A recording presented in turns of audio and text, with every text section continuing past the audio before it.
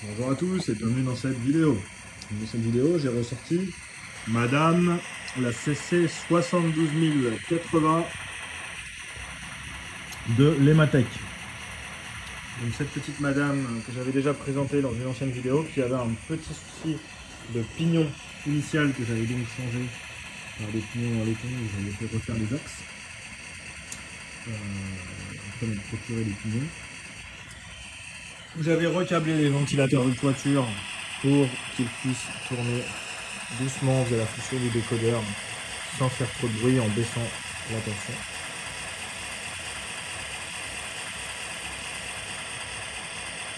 Et aujourd'hui, donc, pourquoi j'ai ressorti la machine, elle avait un roulement qui ne me satisfaisait pas puisque son moteur d'origine canon que j'avais réussi à retrouver neuf et remplacer ne permettait pas de faire avancer la machine à moins d'être sur 4 roues.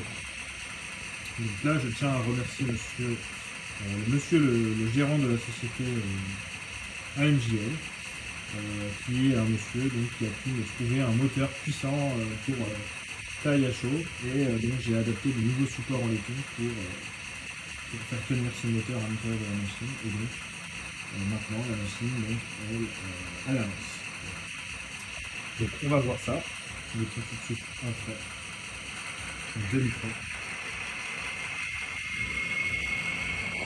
Donc là, on peut voir qu'on a quand même un roulement très classe.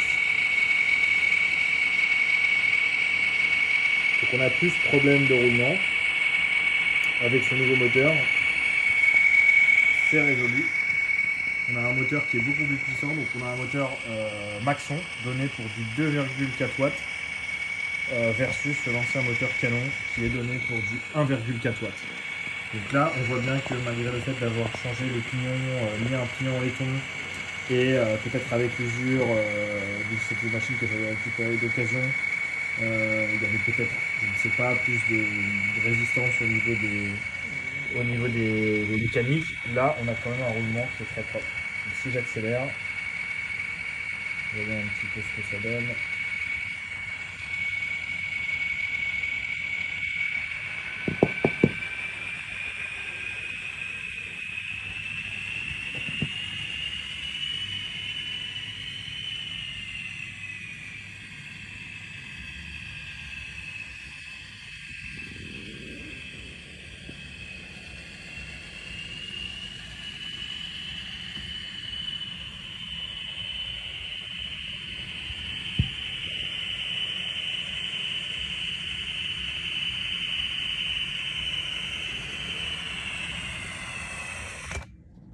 Ah, petit déraillement.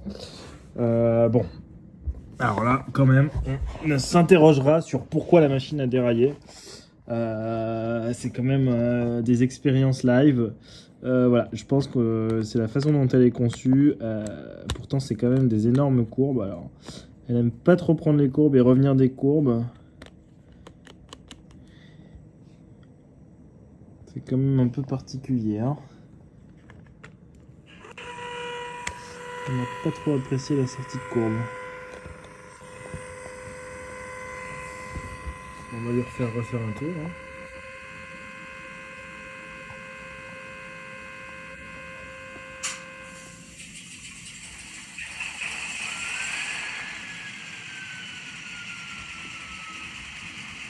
Bon, il faut savoir que la machine étant ce qu'elle est, hein, j'avais déjà fait une vidéo où j'avais dit ce que je pensais des bogies. Bon, je pense que on ne pourra pas non plus en faire quelque chose d'autre. On ne va pas non plus la transformer en une Rocco en plastique pensée pour rouler, quoi. Alors bon, le moteur,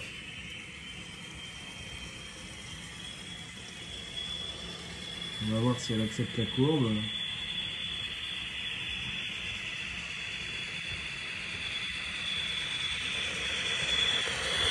Voilà, c'est passé. On va pousser un peu.